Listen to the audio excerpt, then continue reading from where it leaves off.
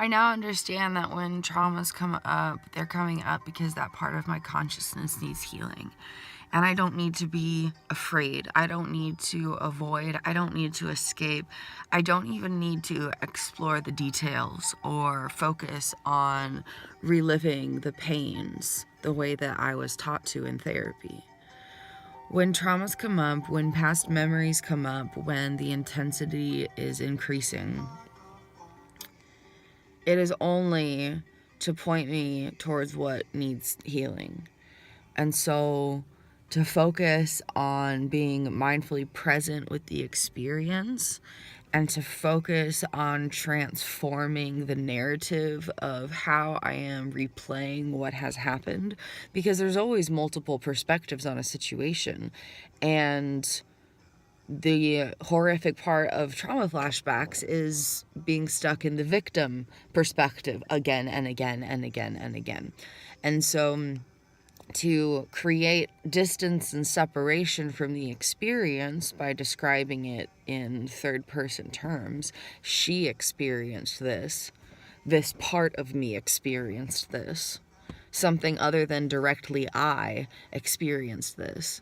By having some separation from the experience, I gain this renewed vantage point where I can grow my perspective, and using the knowledge of the pain that was endured, deepen the compassion I have for that part of myself, and use that depth of compassion to increase the perspective of the trauma or of the memory or of the experience or of whatever memory is being replayed.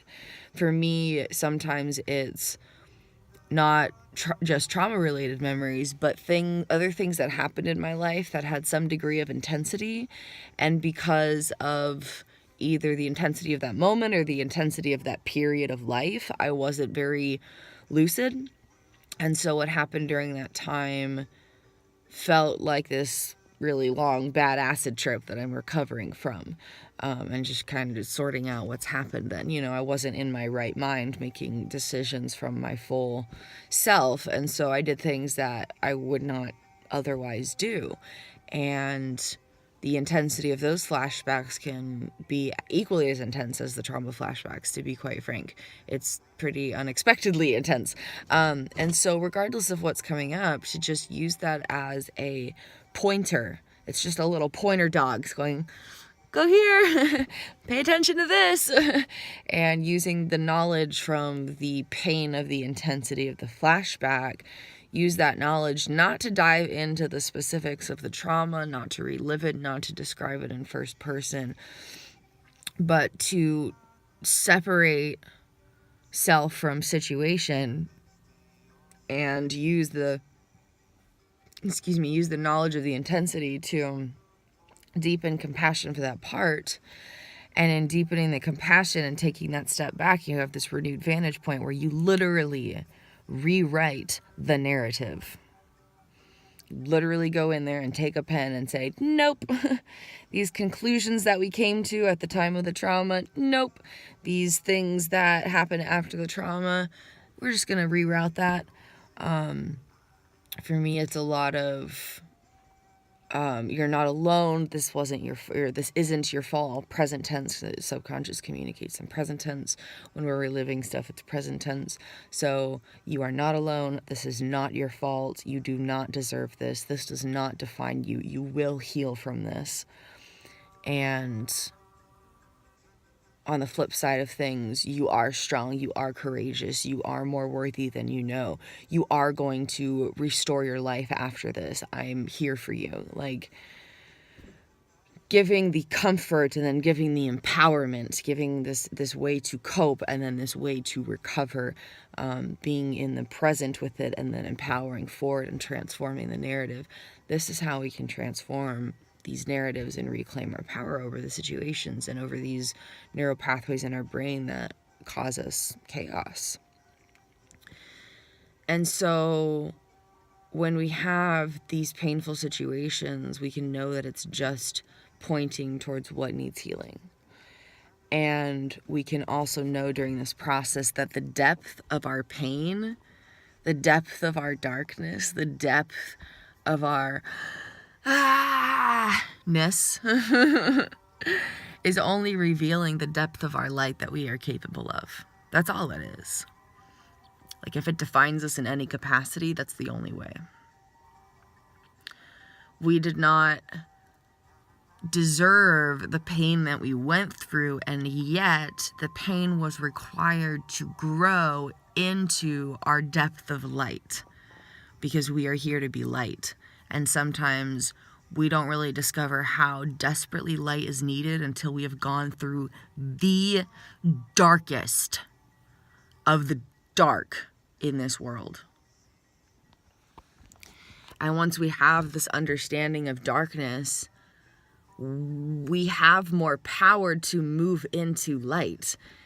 For people who are just kind of always living in light, their light is like this big. For people who have experienced the depths of darkness and then found their light, the light is like immeasurable. It's just radiant for like all throughout the world. Immeasurable instead of like this little thing. The depth of our darkness is only revealing the depth of the light that we are capable of. We have no need to fear the darkness. No need. It's just a part of us, the way that light, infinite light, is a part of us. And if we don't see the infinite light, that's okay. We can still take faith and comfort in knowing that it's there, because I promise you it's there. The depth of your darkness is only revealing the depth of your light. If you are struggling through deep darkness, please take heart. The depth of light you are capable of is going to shatter so many people's worlds for the better. It's going to be amazing. You are already a miracle. Yeah.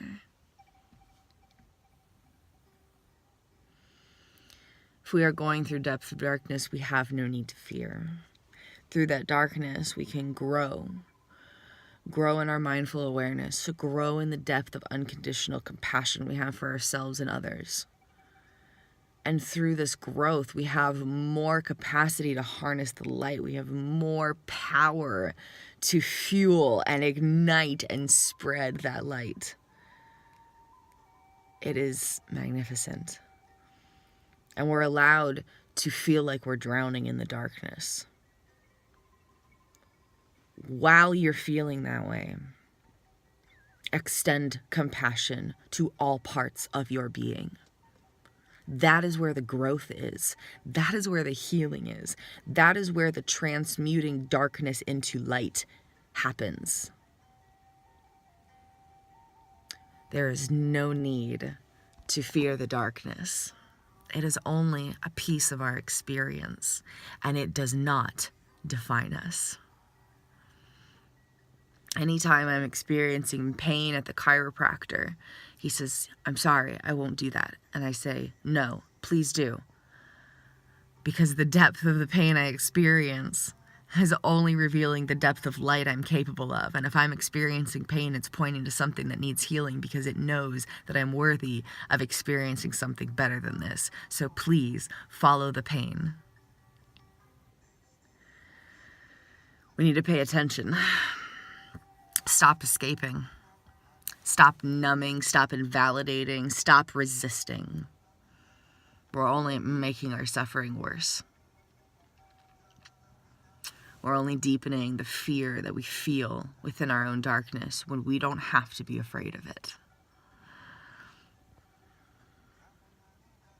Reminds me of a quote, I forget who by, but it's something like, "I found that even within my darkest winter, there lay within me an invincible summer." We are allowed to have an invincible summer within us, despite what feels like an eternal winter.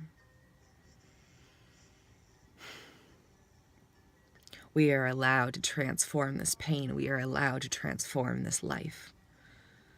We are allowed to reclaim our power. We are allowed to reclaim our narrative. We are allowed to use our pain to deepen compassion for ourselves as we cultivate a lifestyle of meditative mindfulness, staying aware and staying present moment by moment.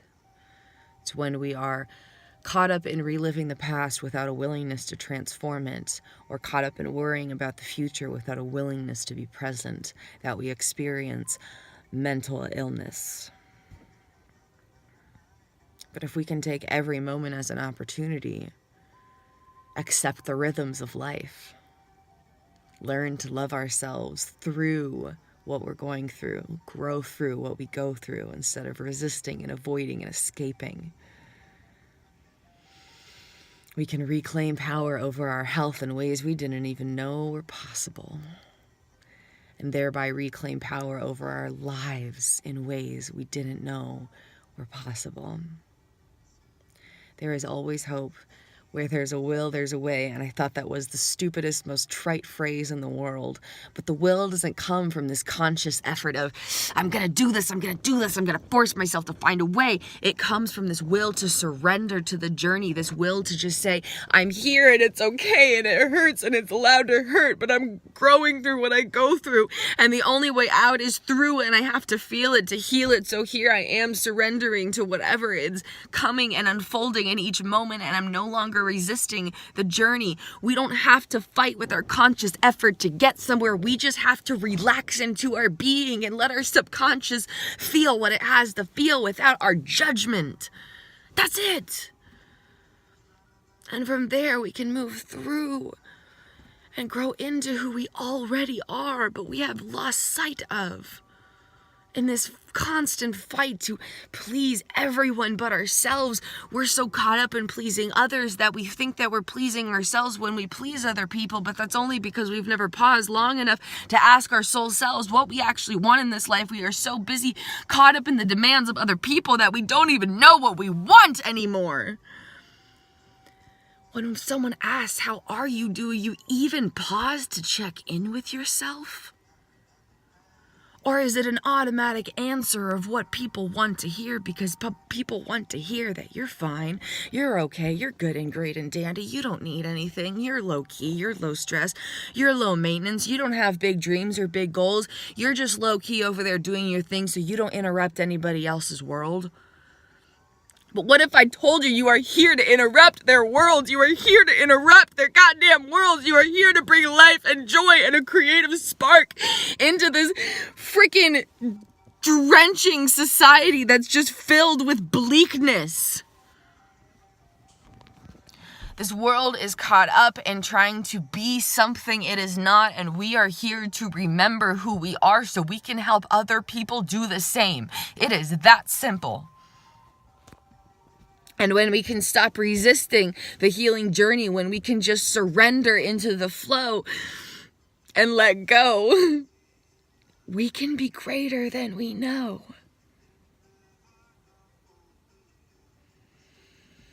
The best is yet to come, and we have no reason to fear the darkness because it is only revealing the depth of the light that we are capable of, and we are allowed to step into our power. We are allowed to shed limiting beliefs. We are allowed to shed all of the demands and expectations and obligations that others have placed upon us with our permission.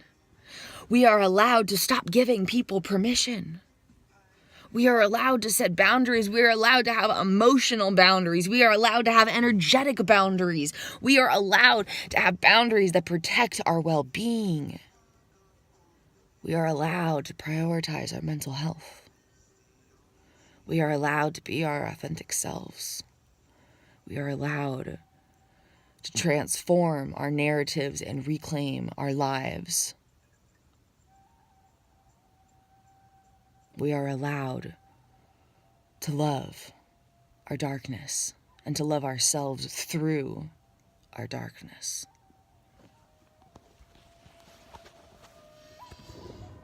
Namaste, soul friends.